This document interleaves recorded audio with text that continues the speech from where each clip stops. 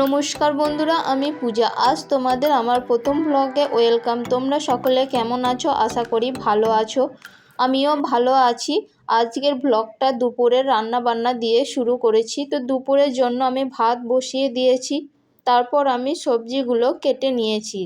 এখানে আজকে রান্না করব সর্ষে দিয়ে ভেন্ডি চচ্চড়ি, আলু পটল মুসুরির ডালের বড়া দিয়ে একটা ঝোল ঝোল তরকারি, আর হবে উচ্ছে ভাজা।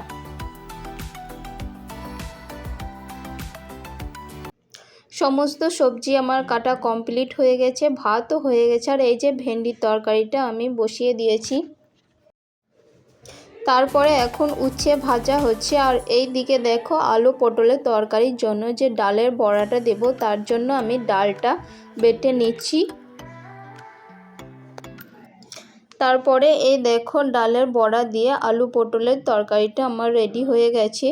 তারপরে এদিকে ভেন্ডি সর্ষে দিয়ে ভেন্ডি চচ্চড়িটাও আমার তৈরি হয়ে গেছে, আর উচ্ছে ভাজাও হয়ে গেছে। এখন আমার সমস্ত রান্নাবান্না কমপ্লিট হয়ে গেছে। এখন দুপুরে খাওয়া দাওয়া শেষ করে নেওয়ার পর তারপরে কতগুলো বাসন ছিল, তো বাসনগুলো এখন আমি মেজে নিচ্ছি। আর বাসনগুলো মাজা হয়ে যাওয়ার পর একটু শুয়েছিলাম। তারপর বিকেলে ডিউটিতে যাবে, আর তার জন্য আবার আমি রান্না বান্না শুরু করব। তার জন্য বাসনগুলো সব ধুয়ে রেডি করে নিচ্ছি।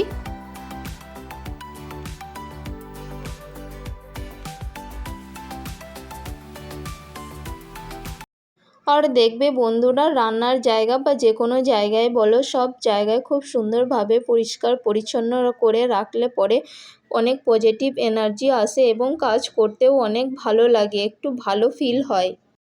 তারপর সমস্ত কাজ গুছিয়ে আমি এদিকে আবার আলু ভাজাটা বসিয়ে দিয়েছি। আজকে করব আলু ভাজা আর রুটি, তার জন্য আলু ভাজাটা হচ্ছে। আর এদিকে দেখো, আমি আটাটা মেখে রেডি করে নিচ্ছি।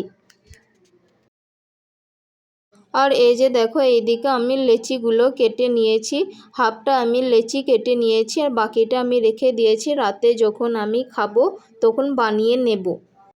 তো তারপরে এদিকে আমার আলু ভাজা ও রুটি কমপ্লিট হয়ে গেছে। আর এখন আমি টিফিন বক্সে ভরে দিয়েছি, ডিউটিতে ওখানে নিয়ে গিয়ে খাবে। তো আজকের ব্লগটা আমার এই পর্যন্তই। দেখা হচ্ছে আবার নতুন কোনো ব্লগে।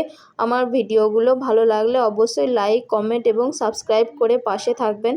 ধন্যবাদ আমার পুরো ভিডিওটা দেখার জন্য। আর সর্ষে বাটা দিয়ে ভেন্ডি চচ্চড়ির ওই রেসিপিটি আমি রান্নার ভিডিওতে শেয়ার করব, আপনারা অবশ্যই দেখবেন।